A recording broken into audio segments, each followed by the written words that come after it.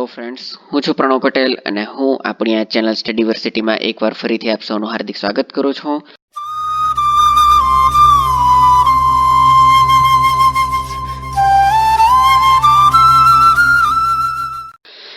સૌથી પહેલાં તો મારે તમને સોરી કહેવું છે, કારણ કે મેં તમને જણાવેલું હતું કે હું ફક્ત એક શનિવારે વિડીયો નહીં આવશે, પરંતુ જેમ તમે જોઈ શકો છો હમણાંની આ સ્લાઇડમાં યુપીએસસી 2020 મારે પણ તે આપવાની હતી અને લાસ્ટ મિનિટ પર મારે કેટલાક સબ્જેક્ટ એકવાર ફરીથી રીડિંગ કરવાનું આવી ગયું એમ કહી શકો, અથવા કંઈ પણ રીતે. અને ત્યાં પાછું મારે જવાનું હતું અમદાવાદ, તેથી હું મારા વિડીયો રેકોર્ડ નહીં કરી શકેલો. મારો વિચાર એવો હતો કે હું એડવાન્સમાં વિડીયો રેકોર્ડ કરી દઈશ અને પછી તેને શેડ્યુલ સેટ કરીને અપલોડ કરી દઈશ, પણ નહીં કરી શક્યો.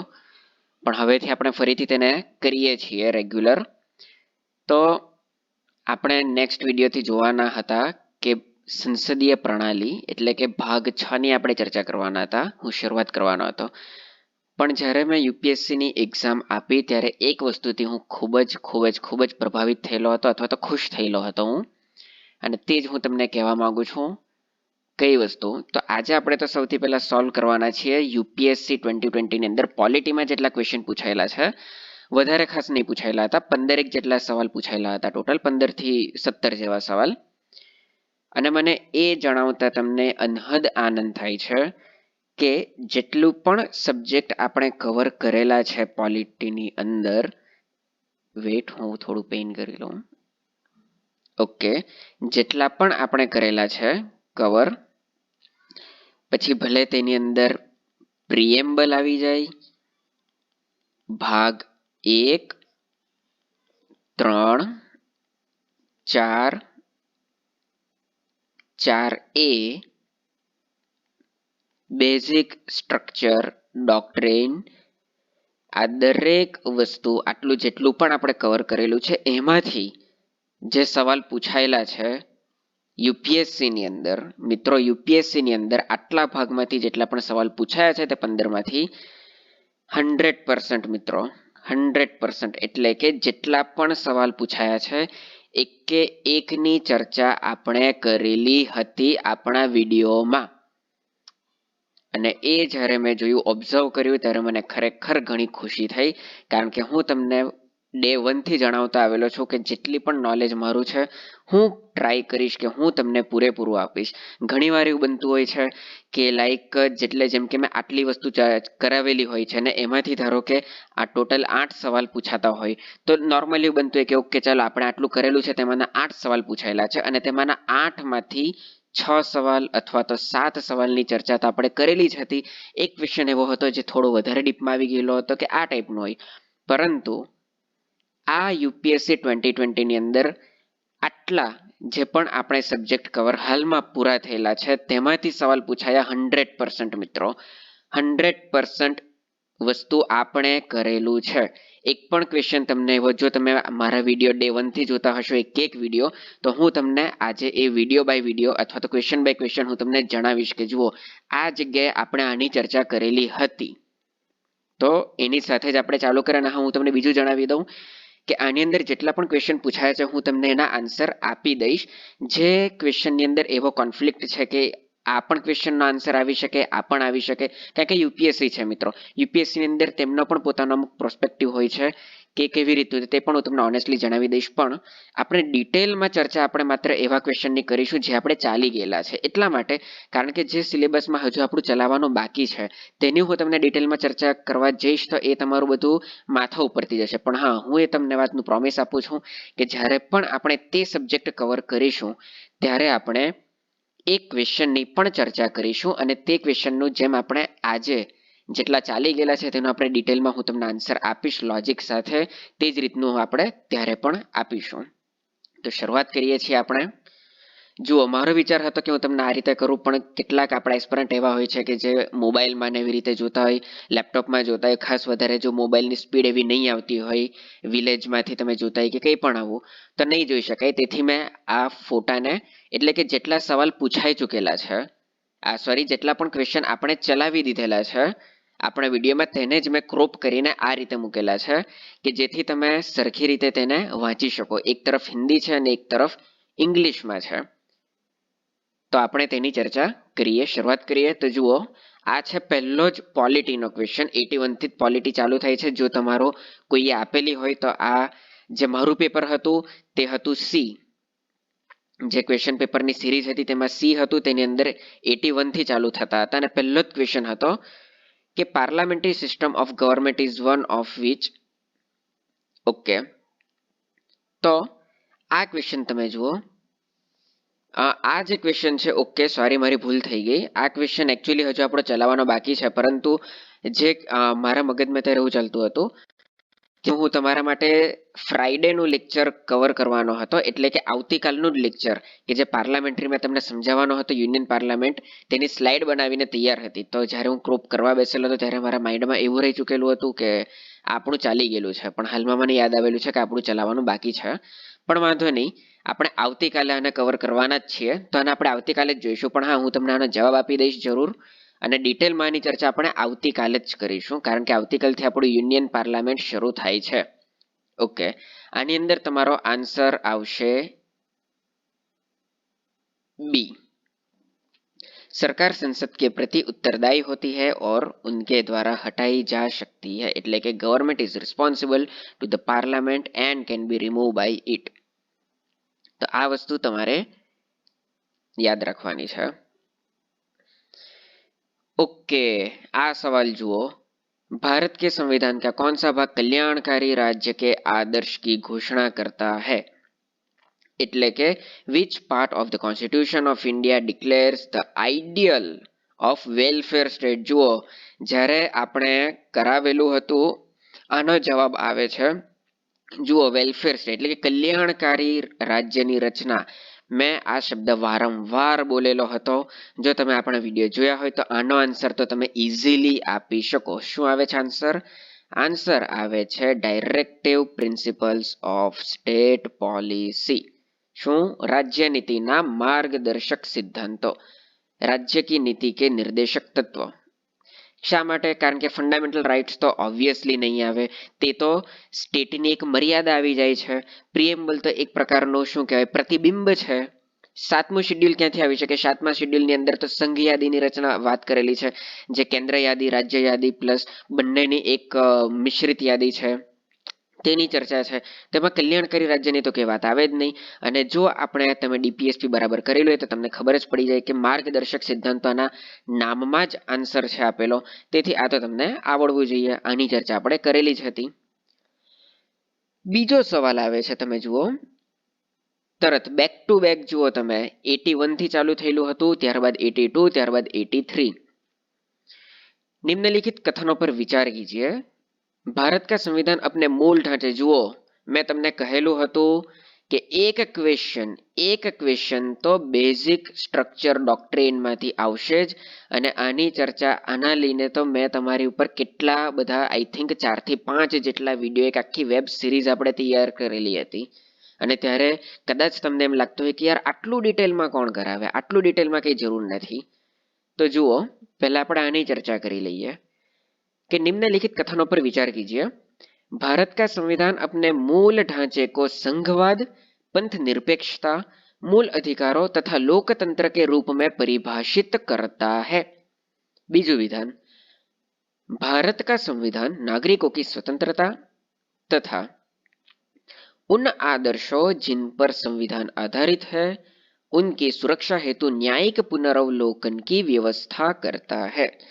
तो जुओ, તમને પહેલા આના બંને તમે જુઓ.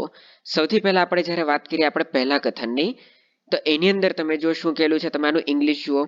શું કહે છે ઇંગ્લિશમાં કે the constitution of India defines the basic structure in terms of federalism, secularism, fundamental rights and democracy. તો જ્યારે આપણે તમને બેઝિક સ્ટ્રક્ચર કરાવેલું હતું, મેં તમને યાદ કરો વારંવાર કહેતો હતો કે પોલિટીને તમે આવી રીતે ગોખી નહીં શકો. પોલિટીને યાદ રાખવાનો એક જ ઉપાય છે કે તમે પોતાના માઇન્ડની અંદર મેટ્રિક્સ અથવા તો વેબ બનાવો. આ જે સવાલ છે તે ફક્ત બેઝિક સ્ટ્રક્ચરનો નથી. આ સવાલ એટલે કે આ જે વિધાન છે, આ વિધાનની અંદર બેઝિક સ્ટ્રક્ચર તો આવે જ છે, સાથે સાથે આમુખ પણ આવે છે. જુઓ, આમુખની અંદર હું તમને ચિલ્લાઈને જણાવતો હતો કે ભારત સેક્યુલર નથી, પણ આપણે સેક્યુલરિઝમમાં માનીએ છીએ. ભારત ફેડરલ સ્ટેટ નથી. મેં તમને ફેડરલ એટલે કે યુએસએ નું એક્ઝામ્પલ આપણને જણાવેલું હતું વારંવાર કે ભારત ફેડરલ સ્ટેટ નથી, પણ આપણો વિચાર આપણે ફેડરલિઝમમાં માનીએ છીએ. એટલે કે જ્યાં પરિભાષિત કરવાની વાત આવે, બીજી બધી વસ્તુ તો ઠીક. જુઓ, સેક્યુલરિઝમ, જો આપણે સેક્યુલરિઝમને કોઈ જગ્યાએ ડિફાઇન નથી કર્યું. શા માટે? કારણ કે આપણે સેક્યુલર સ્ટેટ છીએ જ નહીં. આપણી ફક્ત માન્યતા છે. જુઓ, આમુખની અંદર ખાલી જણાવેલું છે આપણે કે વિચાર, અભિવ્યક્તિ, ધર્મ, માન્યતાની સ્વતંત્રતા. એટલે કે આપણે ઇનડાયરેક્ટલી જણાવેલું છે. તો જુઓ, ફેડરલિઝમ છે એક તરફ, એટલે કે આની અંદર જુઓ સંઘવાદ છે, પંથ નિરપેક્ષા. આ પંથ નિરપેક્ષતા તેને આપણે સરખી રીતે ડિફાઇન્ડ કરેલી જ નથી આપણે. અને તેમાં પણ આપણે મૂળભૂત, આપણે કોઈ પણ જગ્યાએ સંવિધાનમાં એમ પણ નથી કીધું કે ભાઈ મૂળ ઢાંચાની અંદર કે કંઈક મૂળભૂત અધિકારો આવે છે, સંઘવાદ આવે છે, પંથ. ઇવન આપણે મૂળભૂત ઢાંચાની કે વાત જ નથી કરી સંવિધાનમાં. આ સુપ્રીમ કોર્ટે જણાવેલું હતું, કેશવાનંદ ભારતી કેસ, અને ત્યારબાદ બીજો હતો જેમાં ઇવોલ્વ થયેલું હતું મિનર્વા મિલ્સ કેસ. તેની અંદર કે કેટલીક વસ્તુ આવે છે, જેમ કે મૂળભૂત અધિકારો આવે છે, તેની સિવાય પણ બીજા જે પેલા હતા તત્વો તે આવે છે. જેમ કે આપણે વાત કરેલી હતી કે એક પ્રકારે બિન સાંપ્રદાયિકતાનો જે વિચાર હતો તે આવે છે, લેક્સરેક્સ કાનૂન આવે છે, આ બધી વસ્તુ. તો જ્યારે તમે આની અંદર આ જુઓ છો કે એક સંઘવાદ એટલે કે ફેડરલિઝમ જોડાય છે, સેક્યુલરિઝમ જોડાય છે, આવા શબ્દ તેમાં પણ ખાસ કરીને શું કહે છે? ડિફાઇન, એટલે કે પરિભાષિત. તમે જુઓ, પરિભાષિત તો કોઈ જગ્યાએ કરેલું જ નથી. મેં તમને ત્યારે એક્ઝામ્પલ આપેલું હતું ભૂતનું, કે જો ભાઈ આપણે જણાવી દીધું કે આ જગ્યા પર છે, આ જગ્યા પર લખેલું છે, પરિભાષિત કરેલું છે, તો બની શકે કે સરકારે શબ્દને જ ઉડાવી નાખે. તેથી આ એક વિચાર છે, આઈડિયા છે, આગળ જતા બદલાઈ પણ શકે. એનો મતલબ એમ કે જે વિધાન વન છે એ વિધાન વન ખોટું છે. विधान वन આવી શકે નહીં. બીજી વસ્તુ, भारत का संविधान भारत का नागरिकों की स्वतंत्रता उन आदर्शों जिन पर संविधान आधारित है उनकी सुरक्षा हेतु न्यायिक पुनरावलोकन की व्यवस्था करता है. જુઓ, આપણે આર્ટિકલની ચર્ચા કરેલી જ હતી. કયો હતો? આર્ટિકલ 13. તેની અંદર કોઈ પણ જગ્યાએ એવો શબ્દ નથી કે ન્યાયિક સમીક્ષા અથવા તો ન્યાયિક પુનરાવલોકન અથવા તો જ્યુડિશિયલ રિવ્યુ, એવું ડાયરેક્ટલી કોઈ જગ્યાએ નથી લખેલું, પણ ઇનડાયરેક્ટલી લખેલું છે કે આની અંદર આવું કંઈક કરેલું છે. તો આની અંદર એવું નથી લખ્યું કે આને કોઈક જગ્યાએ પરિભાષિત કરેલું છે સ્પેસિફિક. ખાલી એટલું લખેલું છે કે તેની વ્યવસ્થા કરેલી છે. અને શેના માટે વ્યવસ્થા કરેલી છે? તો નાગરિકોની સ્વતંત્રતા માટે. અને તે આદર્શો જેની ઉપર સંવિધાન આધારિત છે, એટલે કે બેઝિક સ્ટ્રક્ચર પર આધારિત છે ને, સુપ્રીમ કોર્ટે જણાવેલું છે. તો તેની રક્ષા માટે ઓલવેઝ જ્યુડિશિયલ રિવ્યુ. યાદ કરો, શું હતું? Judicial review. Everything in India is under judicial review. N Palkhivala, Y V Chandrachud, Minerva Mills case. યાદ કરો, એક કે એક વસ્તુ જે આપણે ચર્ચા કરેલી હતી તે જ વસ્તુ આમાં પૂછાઈ છે. એનો મતલબ એમ, આનો જવાબ શું આવશે? આનો જવાબ આવશે બી, કેવલ દો, એક નહીં આવે. તો હું તમને અહીંયા એક વાત તરફ ધ્યાન દોરવા માંગુ છું કે શા માટે હું આટલો સમય લઉં છું. શા માટે? કે ઘણીવાર તમે જોતા હશો કે હું એક વિડીયોમાં ફક્ત એક આર્ટિકલ કરાવતો હું, ફક્ત 2 આર્ટિકલ કરાવતો હું. અમુક વિડીયો મારા સીધા કોઈ એક વસ્તુ તમે કદાચ એમ વિચારતા હોય કે શું આ માણસ છે, બાલકી ખાલ ખેંચતો હોય આટલું ડિટેલમાં. તો જુઓ, તમને ઘણા બધા એવા યુટ્યુબ પર વિડીયો જોવા મળતા હોય કે જેની અંદર કહી દે છે કે ભાઈ 5 મિનિટમાં તમે બેઝિક સ્ટ્રક્ચર શીખો, 3 મિનિટમાં તમે ફંડામેન્ટલ રાઇટ શીખી લો, તમારી ટ્રિક શીખી લો, 10 મિનિટમાં તમે આ શીખી લો, 15 મિનિટમાં તમે તે શીખી લો. એવી રીતે તમે નહીં ક્લિયર કરી શકો. એવી રીતે તમે ફક્ત ક્લાસ 3 હોય કે પછી ગૌણ સેવા હોય તે પણ પહેલા ક્લિયર થતો હતો. આજના તમે જુઓ, જ્યાં સુધી તમે આવી રીતે વેબ નહીં બનાવો, જ્યાં સુધી તમે 1 નહીં, 2 નહીં, 3, 4 સ્ટેપ તમે અંડરમાં ઉતરીને નહીં તૈયારી કરો, જ્યાં સુધી તમે મિક્સ બધું નહીં કરો, ત્યાં સુધી તમે ક્લિયર નહીં કરી શકો. અને આ વાત મેં તમને ત્યારે પણ જણાવેલી હતી અને આજે પણ જણાવું છું કે શા માટે આટલું ઇમ્પોર્ટન્ટ છે, શા માટે હું એક વસ્તુને આટલું ડીપમાં એકદમ અંદર પાતાળ સુધી ઘૂસીને તમને કરાવતો હું. કારણ કે આવા સમયે તમે તેને ओपन माइंडली તમે આને ક્લિયર કરી શકો. આગળ વધીએ. હવે આવે છે 86. શું કહે છે સવાલ? ભારત કે સંવિધાન की उद्देशिका. उद्देशिका એટલે જુઓ શું એનો મતલબ થાય? આમુખ. જુઓ, પ્રિએમ્બલ. પ્રિએમ્બલ. संविधान का भाग है किंतु कोई वैधिक प्रभाव नहीं रखती, એટલે કે a part of constitution but has no legal effect. તો હાલમાં આને આપણે એમ જ રહેવા દઈએ. ઓકે. બીજું શું કહે છે? સંવિધાનનો ભાગ નથી પ્લસ કે વૈધિક પ્રભાવ પણ નથી રાખતી. તો આની તો આપણે ચર્ચા કરેલી જ હતી. કેશવાનંદ ભારતી કેસમાં ચોખ્ખું કહી દીધેલું હતું કે ભાઈ સંવિધાનનો ભાગ તો છે, એટલે કે બી તો અહીંયા ટોટલી કેન્સલ થઈ જાય છે. બીજું, संविधान भाग है और वैसा ही वैदिक प्रभाव रखती है जैसा कि उनका कोई अन्य भाग. तो એવું પણ નથી. યાદ કરો નેહરુ જ્યારે તેમણે બેરુબાડી કેસ ચાલેલો હતો તે સમયે જણાવેલું હતું. ત્યાર પછી તેની આગળ જે આપણે સજ્જનસિંહની વાત કરી લેતી તેની અંદર પણ સુપ્રીમ કોર્ટે જણાવેલું હતું તેના જજમેન્ટની અંદર કે ભાઈ આમાંથી તમે પાવર નહીં ખેંચી શકો. શું કીધેલું હતું? સંવિધાનનો ભાગ છે પણ એ તમને કોઈ પાવર નથી આપતું. યાદ કરો નેહરુ આખો આપણે બેરુબાડી કેસ ચલાવેલો હતો તેની અંદર સુપ્રીમ કોર્ટે જણાવેલું હતું. તો એનો મતલબ એમ કે સી પણ નથી આવતું કારણ કે તે તમને કોઈ પણ પ્રકારની સત્તા નથી આપતી. કોઈ પણ પ્રકારની સત્તા નથી આપતી. डी શું કહે છે? संविधान का भाग है किंतु उनके अन्य भागों से स्वतंत्र होकर उनका कोई वैधिक प्रभाव नहीं है. અહીંયા તમને બે વસ્તુ કંઈક પ્રોબ્લેમેટિક લાગે છે. કઈ વસ્તુ? પહેલું પણ એમ કહે છે કે ભાઈ સંવિધાનનો ભાગ છે પણ એનો કઈ વૈધિક પ્રભાવ નથી. વાત બરાબર છે. મેં જ તમને આવું જણાવેલું હતું. હા, મેં તમને જણાવેલું હતું. બીજું શું કહે છે કે પહેલી વસ્તુ સંવિધાનનો ભાગ તો છે, વૈધિક પ્રભાવ નથી, પણ એક્સ્ટ્રા શું છે કે અન્ય ભાગોથી સ્વતંત્ર થઈને તેનો અન્ય કોઈ પણ વૈધિક પ્રભાવ નથી. તો જુઓ, જ્યારે આપણે આની ચર્ચા કરેલી હતી કે આમુખ તે બંધારણનો ભાગ છે કે નહીં, ત્યારે હું આ ક્લિયર શબ્દોમાં બોલેલો હતો કે સુપ્રીમ કોર્ટનું જજમેન્ટ હતું. જુઓ, આની અંદર એ પણ સાચું હતે. આની અંદર એ સાચું વિધાન હતે. એ સાચું વિધાન હતે જો ડી આ ઓપ્શન નહીં આવેલો હતે તો. કેવી રીતે? કારણ કે મેં તમને ત્યારે જણાવેલું હતું કે સુપ્રીમ કોર્ટનું એવું જજમેન્ટ આવેલું હતું પ્રિએમ્બલને લઈને કે પહેલી વસ્તુ તે સંવિધાનનો ભાગ છે. બીજું, એ તમને કોઈ પાવર નથી આપતું. એના સિવાય શું કીધેલું હતું કે તમે આમુખનો યુઝ ક્યારે કરી શકો? આમુખનો યુઝ તમે ત્યારે કરી શકો જ્યારે તમને બંધારણની અંદર કંઈ પણ પ્રકારની પ્રોબ્લેમ જણાય, કંઈ પણ પ્રકારનું તમને કન્ફ્યુઝન થાય. જો તમને એમ લાગે કે અરે બંધારણની અંદર આ કંઈક વસ્તુ છે પણ આનો મતલબ શું થાય અને કેવા મિનિંગથી આને સમજાવવામાં આવેલું છે, તે મિનિંગ જો તમારે જાણવો હોય તો તમે આમુખનો યુઝ કરી શકો છો. મેં તમને ફેસ અને ફોટાનું એક્ઝામ્પલ પણ આપેલું હતું. આટલી ડિટેલમાં આપણે ગયેલા હતા અને આઈ ડોન્ટ થિંક કે કોઈ પણ એવા એરાગેરા વિડીયો કે કોઈ પણ તમને બુકની અંદર આટલું ડિટેલમાં તમને જણાવેલું હોય કે એકચ્યુઅલી બંધારણનો ભાગ તો છે પણ સુપ્રીમ કોર્ટનું જજમેન્ટ એક્ઝેક્ટલી શું આવેલું હતું. અને જો તમે તે વિડીયો જાણેલો હોય તો આટલું બધું એક્સપ્લેન કરવા પહેલા જ તમે સમજી ગયેલા હશો કે આનો એકચ્યુઅલ આન્સર આવે છે ડી. શા માટે?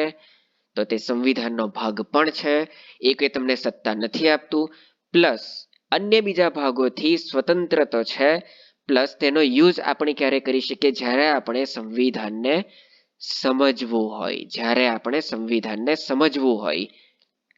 એટલે કે એમ આપણે નહીં કહી શકીએ કે ભાઈ તે સંવિધાનનો ભાગ છે તો પછી તે આપણને સત્તા કેમ નથી આપતું. જો તે સંવિધાનનો ભાગ છે તો તેમાંથી આપણે પાવર પણ લઈ શકીએ. તો સુપ્રીમ કોર્ટે તે જણાવેલું હતું કે ભાગ તો છે પણ શા માટે તમે પાવર નહીં લઈ શકો? કારણ કે આ ભાગ છે પણ આ કારણથી ભાગ છે.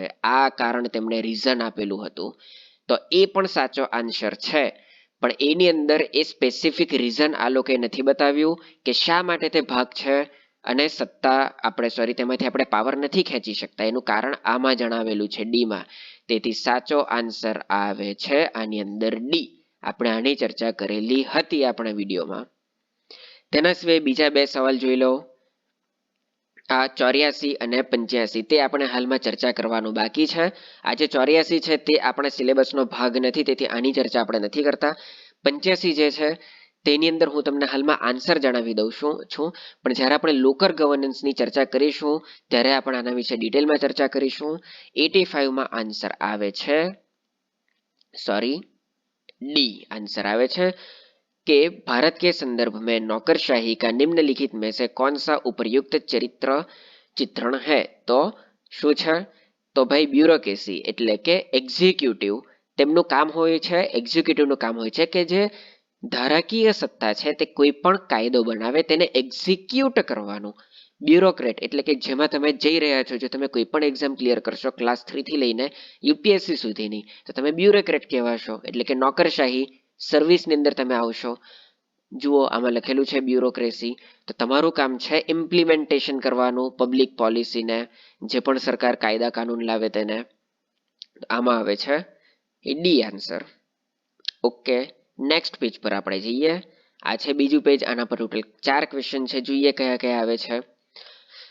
સૌથી પહેલો આ જે ક્વેશ્ચન છે સ્વર્ણ ટ્રાન્સ એટલે કે ગોલ્ડ ટ્રાન્સ, તે હવે તમારો ઇકોનોમી અથવા તો યોજનાનો સવાલ છે, તેથી આની ચર્ચા આપણે નથી કરતા. બીજું જોઈએ 88મો क्वेश्चन. एना पछीनो, भारत के संविधान के भाग 4 के अंतर्विष्ट प्रावधानों के संदर्भ में निम्नलिखित कथनों में से कौन सा अथवा तो कौन से सही है? तो जुओ भाग 4 ने रिलेटेड तमने सवाल पूछेलो छे कि नीचेना विधानों चकासो. पहलू विधान शुं के छे? न्यायालयों द्वारा प्रवर्तनीय होंगे એટલે કે they shall be enforceable by court. મેં તમને સ્ટાર્ટિંગમાં જ્યારે આપણે ડીપીએસપી નું ઇન્ટ્રોડક્શન કરાવેલું ત્યારે જણાવેલું હતું કે કોઈ પણ ન્યાયાલય દ્વારા તેને એન્ફોર્સ કરવામાં આવશે નહીં. આર્ટિકલ કયો? Article 37. Article 37.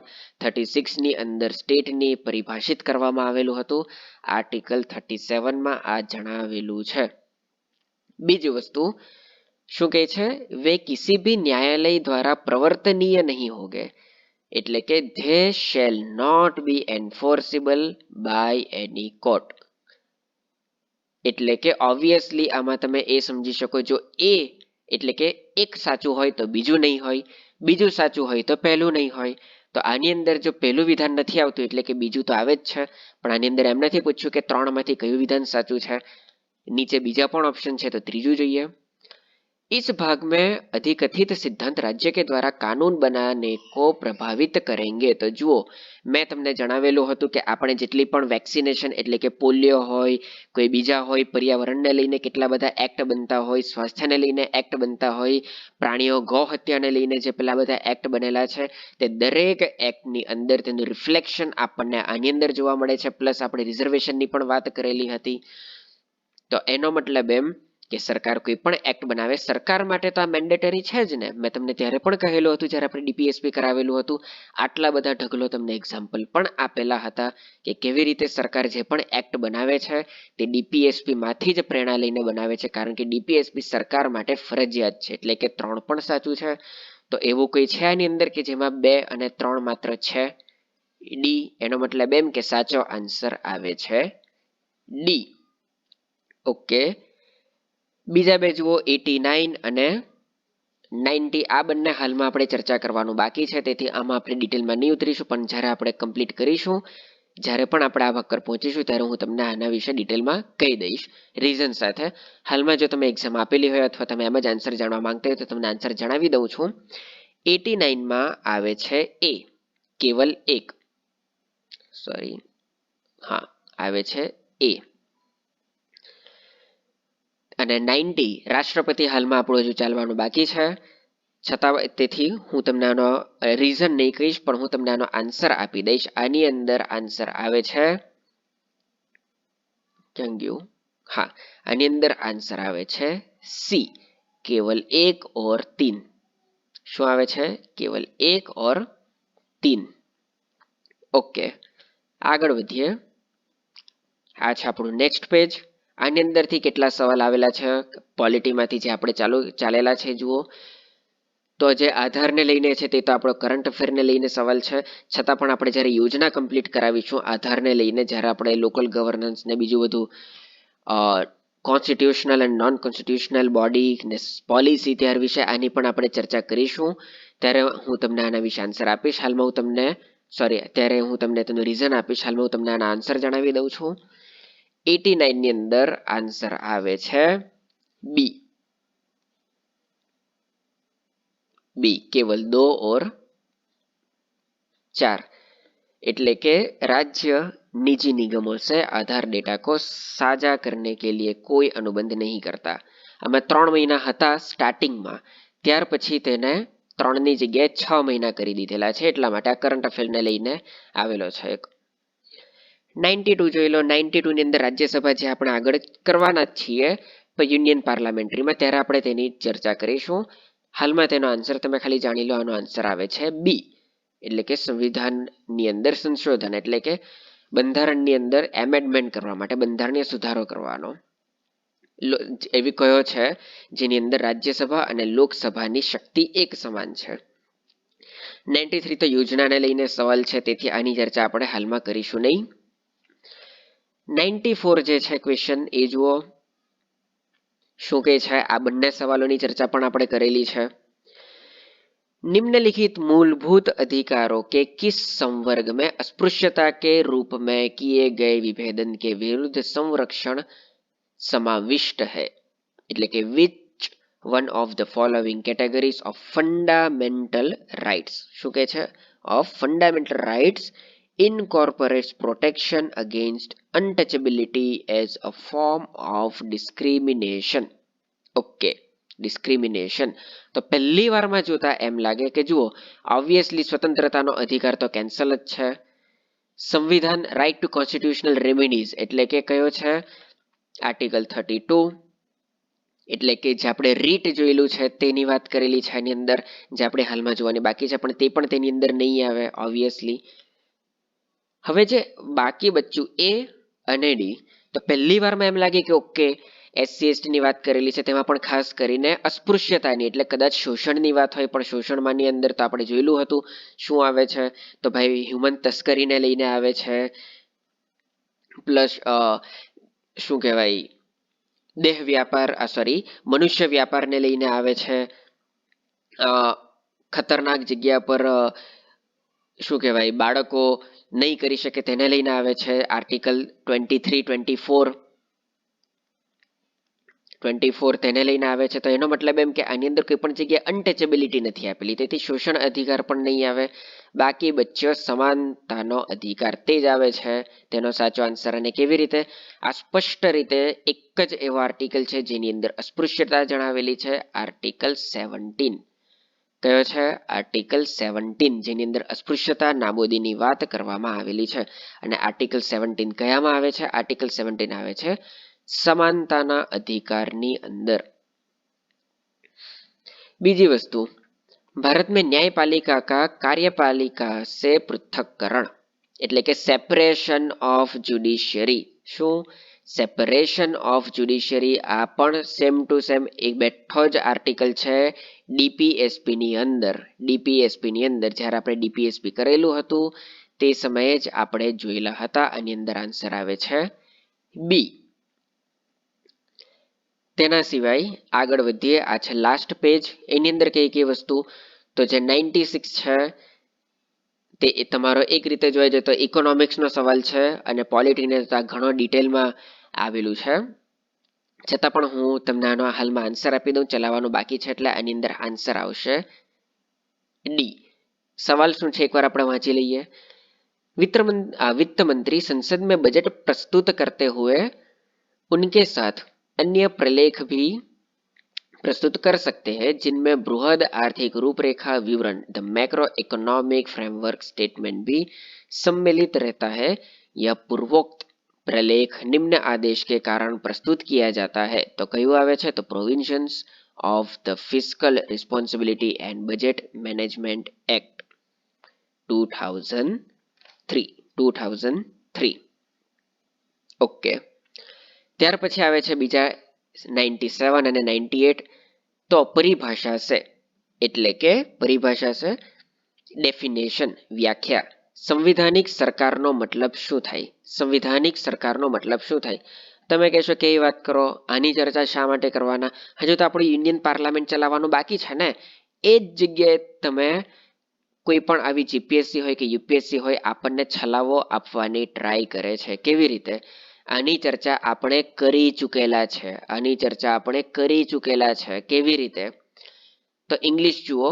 A constitutional government by definition is government by legislature, obviously legislature કેવી રીતે આવી શકે? દેશની અંદર રાજ્ય તો એક ભાગ છે ને, તેથી એ તો બિલકુલ જ નહીં આવે, વિચારવાનું અંદર ક્યાં આવે જ નહીં.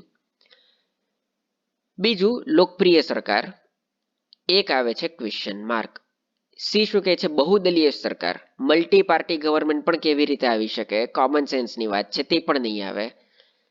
અને સીમિત સરકાર એટલે કે લિમિટેડ ગવર્મેન્ટ. કન્ફ્યુઝન આવે છે બી અને ડી ની અંદર. કોન્સ્ટિટ્યુશનલ ગવર્મેન્ટની વાત આપણે કરેલી હતી આપણા વિડીયોમાં. યાદ કરો, મેં તમને એક ક્વોટ કીધેલો હતો. કયો ક્વોટ હતો? તે હતો જ્યારે મેં તમને લોકશાહી વિશે જણાવેલું હતું. લોકશાહી વિશે શું હતું કે democracy can become dictatorship just by the numbers.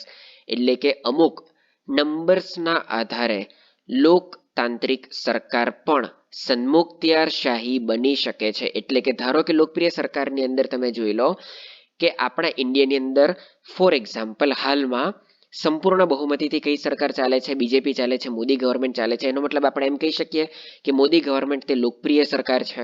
પણ ધારો કે મોદી સરકાર કોઈ એવો કાનૂન લાવી દે કે જે આપણા આખા દેશને બદલી નાખે, ઘણા બધા દેશના કોઈ બહોળા એક ઘણા મોટા પ્રમાણમાં લોકોને તે નહીં ગમે, છતાં પણ તેને ઇમ્પ્લિમેન્ટેશન કરે, તો શું તે આદર્શ ગવર્મેન્ટ કહી શકાય? નહીં કહી શકાય. ઇન્દિરા ગાંધી સરકારમાં પણ જોઈ લો કેટલી ખાસ બીજી બહુમતી હતી, ત્યાર પછી પણ ઇમરજન્સી તો આવેલી જ હતી ને. તો પછી સંવિધાન એટલે કે કોન્સ્ટિટ્યુશનનો મતલબ શું? કોન્સ્ટિટ્યુશનનો મતલબ થાય ગવર્મેન્ટને લિમિટેડ કરવી. લિમિટેડ ગવર્મેન્ટ એટલે કે સરકારને બાંધવી, સરકારની સીમા નક્કી કરવી કે ભાઈ સરકાર તમે ચલાવી શકો છો, તમે કોઈ પણ દેશને ચલાવી શકો છો, તેનો વિકાસ કરી શકો છો, પણ આ તમારી સીમા છે. યાદ કરો, જ્યારે આપણે આમુખ ચલાવેલું હતું તેની અંદર લોકશાહી, પ્રજાસત્તાક, આ બધા શબ્દો જ્યારે આપણે જોયેલા હતા તેની અંદર આપણે ડિટેલમાં ચર્ચા કરેલી હતી. મેં તમને ઘણા બધા કોટ પણ આપેલા હતા. એક્સ્ટ્રા ઓર્ડિનરી શબ્દ પણ હું યુઝ કરતો હતો કે ભાઈ આ વસ્તુ તમે જાણી લો, આવા કોટ તમે મૂકો ત્યારે તમે બની જશો એક્સ્ટ્રા ઓર્ડિનરી.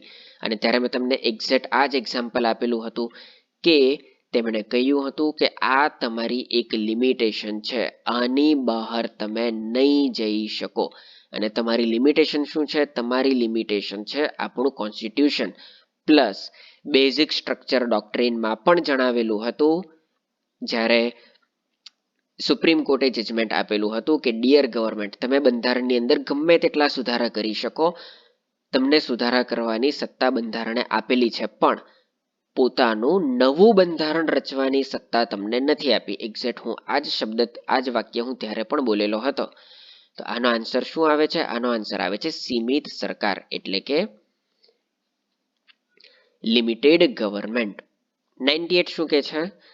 तो other than the fundamental rights, मूल अधिकारों के अतिरिक्त भारत के संविधान का निम्नलिखित में से कौन सा अथवा तो कौन से भाग मानव अधिकारों की सार्वभौम घोषणा 1948 એટલે કે universal declaration of human rights के सिद्धांतों एवं प्रावधानों को प्रतिबिंबित करता है अथवा तो करते हैं. હવે આ ક્વેશ્ચન આન્સર હું તમને ઈમાનદારીથી આપીશ. તેની અંદર જો એક રીતે જોવા જાય, આ જે હ્યુમન રાઇટને લઈને જે આન્સર આવે છે તો તેની અંદર બી આવે છે, એટલે કે directive principal of state policy. જો તમે કંઈ પણ નહીં વિચારો તો, અથવા તો શાંતિ ખાલી એક નજરમાં જોવા જાય તો મેં પોતે પર્સનલી તેની અંદર બી કરીને આવેલો છું. પણ જો તમે એક સ્ટેપ ડિટેલમાં વિચારો અથવા તો જો યુપીએસસી તેની અંદર વધારે ડિટેલમાં લઈ જાય, એટલે કે કહેવાય ને કે શું કહેવાય, આના લીધે આ આવે છે, આના લીધે આ આવે છે, એમ કરીને સ્ટેપ બાય સ્ટેપ એકદમ અંદર ઉતરો. બાલ કી ખાલ જ્યારે તમે કાઢો તો તેની અંદર પ્રિએમ્બલ પણ આવી શકે છે. કેવી રીતે આની અંદર ન્યાયની વાત કરેલી છે જુઓ આમુખની અંદર. કેટલા મેં તમને ત્યારે જણાવેલું હતું કે આંબેડકર ભલે ફ્રેન્ચ રેવોલ્યુશન આટલેથી આટલા બધા પ્રભાવિત હતા, છતાં પણ સ્વતંત્રતા, સમાનતા, બંધુતાની ઉપર તેમણે ન્યાય મૂકેલું હતું. શું મૂકેલું હતું? ન્યાય.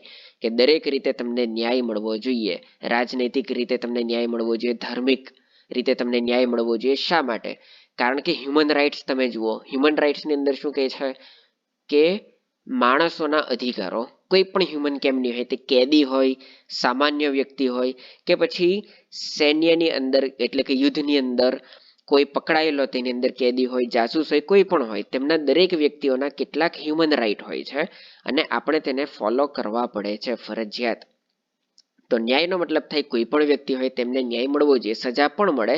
મેં તમને આર્ટિકલ 21 વખતે પણ કીધેલું હતું કે કોઈ પણ જેલની અંદર કેદી હોય, જેલમાં પણ તેમની સાથે માનવતા ભર્યું વર્તન કરવાનું હોય. તો પ્રિએમ્બલની અંદર જે બધા લોકો સાથે સમાન રીતે તમારે વ્યવહાર કરવો જોઈએ તેવી ચર્ચા કરેલી છે. તો તેને પણ જો તે લોકો તેની અંદર જોડે તો પ્રિએમ્બલ પણ કહી શકાય, તો એ પણ આવી શકે. ડીપીએસપી ની અંદર તો ડાયરેક્ટલી જ જણાવેલું છે, તેથી નો ડાઉટ ડીપીએસપી તો રહેવાનું જ છે. બીજું છે મૂળભૂત કર્તવ્ય એટલે કે મૂળભૂત અધિકારો, ફંડામેન્ટલ ડ્યુટી. તેની અંદર પણ જુઓ આપણે કેટલી બધી મૂળભૂત ફરજો જણાવેલી છે. તમારે આવું કરવું જોઈએ, તેવું કરવું જોઈએ, પોતાનું સર્વશ્રેષ્ઠ નાગરિક બનવું જોઈએ, વૈજ્ઞાનિક માનસ કેળવવું જોઈએ, લોકોની ભલાઈ માટે, રાજ્યનું અને અન્ય લોકોનું કલ્યાણ માટે કામો કરવા જોઈએ. પ્લસ જે પાછળથી ઉમેરાયેલું હતું કે ભાઈ 6 થી 14 વર્ષના બાળકોને પોતાના વાલી કે પેરેન્ટ્સ દ્વારા તેમને શિક્ષા આપવી જોઈએ, તે પણ એક રીતે તમે જુઓ હ્યુમન રાઇટ્સની અંદર જ આવી જાય છે. કોઈ પણ જગ્યાએ જો પોતાના બાળકોને નહીં ભણાવવામાં આવે અથવા તો તેને શિક્ષાથી વંચિત રાખવામાં આવે તો તરત હ્યુમન રાઇટ્સ વાળા પહોંચી જાય છે. તો એ રીતે જોવા જાય તો ફંડામેન્ટલ ડ્યુટી પણ આવી શકે. તો આનું તો હવે વિવેક બુદ્ધિથી કામ લેવાય, અથવા તો એમ કહી શકાય કે યુપીએસસી કેવી રીતે લે છે. યુપીએસસી કદાચ બી પણ આન્સર કહી શકે છે તેની આન્સર કીની અંદર, અથવા તો ડી પણ કહી શકે છે, 1, 2 અને 3 બંને. તેથી આની અંદર હું તમને ખોટી રીતે મિસગાઈડ નહીં કરીશ, પણ મારી પર્સનલ રીતે જે મેં આન્સર આપેલો છે તે હું તમને જણાવી શકું. મારો આન્સર હતો બી. ઓકે. 99 જે છે તે તો યોજનાને લઈને આવે છે, તેથી તેની ચર્ચા આપણે કરતા નથી. છતાં પણ આનો આન્સર હું તમને આપી દઉં છું. આની અંદર આવે છે આન્સર એ. એકવાર આપણે સવાલ વાંચી લઈએ. भारत में विधिक सेवा प्रदान करने वाले प्राधिकरण એટલે કે लीगल सर्विस ऑथोरिटीज निम्नलिखित में से किस प्रकार के नागरिकों को निःशुल्क विधिक सेवाएं प्रदान करता है. ऑप्शन છે 1 लाख से कम वार्षिक आय वाले व्यक्ति को, 2 लाख से कम वार्षिक आय એટલે કે પગાર, ઇન્કમ, વાર્ષિક ઇન્કમ કેટલી છે તે, તો 2 लाख से कम वार्षिक आय वाले ट्रांसजेंडर को એટલે કે જેને આપણે કિન્નર કહીએ તેમની વાત કરેલી છે. 3 लाख से कम वार्षिक आय वाले अन्य पिछड़े वर्ग એટલે કે ओबीसी, अदर बैकवर्ड क्लासेस के सदस्य को કે પછી सभी वरिष्ठ नागरिकों को. તો એની અંદર આન્સર આવે છે કેવલ 1 और 2. 3 અને 4 આની અંદર આવશે નહીં. અને આ જે 100મો સવાલ છે તે તો ઓબ્વિયસલી આપણા ઇન્ટરનેશનલ રિલેશન્સને લઈને છે, તે તેને કોઈ આપણે પોલિટીની સાથે લેવા દેવા નથી, તેથી આની ચર્ચા આપણે કરીશું નહીં. તો આ હતા પોલિટીના ક્વેશ્ચન્સ કે જે યુપીએસસીની અંદર પૂછાયેલા હતા. અને મેં તમને સાબિતી સાથે જણાવેલું છે કે જેટલી પણ આપણે સિલેબસ કમ્પ્લીટ કરેલો છે તેની અંદરથી જેટલા પણ સવાલ આવેલા છે તે દરેકની ચર્ચા આપણે કરી જ ચૂકેલા છે. અને આ રીતે જો તમે એક શબ્દને તમે મગજમાં ઉતારો, એકને જો તમે મેટ્રિક્સની રીતે યાદ રાખો, હું વારંવાર કહું છું, તો જ તમે આને ક્રેક કરી શકો. કારણ કે હાલમાં જ્યારે આપણે આવી રીતે ચર્ચા કરીએ ત્યારે તમને એમ લાગે કે અરે બાપરે, આ તો કેટલું ઈઝી છે, આપણે જો આની અંદર જઈએ તો આપણે તો ઇઝીલી કરી નાખીએ. પણ જ્યારે એક્ઝામમાં તમે બેસો, માઇન્ડ પર તમને પ્રેશર આવે, ત્યારે તમને આની અંદર એક સવાલ સાચા લાગે. જેમ કે પહેલી નજરમાં હું તમને વાત કરું, ફોર એક્ઝામ્પલ 97માં તમે ક્વેશ્ચન જોઈ લો કે પરિભાષા છે સંવિધાનિક સરકારનો અર્થ શું થાય. તો ઓબ્વિયસલી તેમણે આ જે એ છે અને સી છે તેને તો આપણે કેન્સલ કરી દે, કોઈ પણ વ્યક્તિ કરી દે છે થોડું ઘણું પણ વાંચેલો હોય. પણ પોપ્યુલર ગવર્મેન્ટ પહેલી નજરમાં તો તરત એમ જ મને પોતાને પર્સનલી કહું તો આ જે પોપ્યુલર ગવર્મેન્ટ છે તેના પર વિચાર આવેલો હતો કે હા, લોકપ્રિય સરકારનો જ મતલબ થાય ને કે ભાઈ જે સરકારને બહુમતી મળે તે આવી જાય. પણ સાથે સાથે મેં તમને એ પણ જણાવેલું હતું કે કોન્સ્ટિટ્યુશન આ રીતે કામ નથી કરતું. શા માટે? કારણ કે મેં તમને એક્ઝામ્પલ આપેલું હતું. કયું એક્ઝામ્પલ આપેલું હતું? તો જુઓ, માની લો કે એક જગ્યાએ 100 લોકો છે આપણા દેશમાં, માની લો કે 100 લોકો છે આપણા આખા ભારત દેશમાં 100 લોકો છે. લાસ્ટ 2014નું ઇલેક્શન થયેલું હતું, તેની અંદર એપ્રોક્સિમેટલી 65% લોકોએ જ વોટિંગ આપેલું હતું. તેથી આમાં આપણે એ જ રીતે જોઈએ તો 100માંથી ખાલી 65 લોકો જ વોટિંગ કરવા જાય છે, બાકીના 35 લોકો વોટિંગ કરવા નથી જતા. બરાબર? ઓકે. બહુમતીનો મતલબ શું થાય? તો બહુમતીનો મતલબ એમ થાય, સામાન્ય રીતે જોઈએ તો કે 100માંથી 51 લોકો કોઈ એક વ્યક્તિને વોટ આપે, એટલે કે જે એક વ્યક્તિને વધારે વોટ મળે, 51 વોટ મળે, તે વ્યક્તિ જીતી જાય. એને તો કહેવાય બહુમતીની સરકાર. એટલે કે હું ઊભો રહું, મને 50% કરતાં વધારે વોટ મળી ગયા તો હું જીતી ગયો.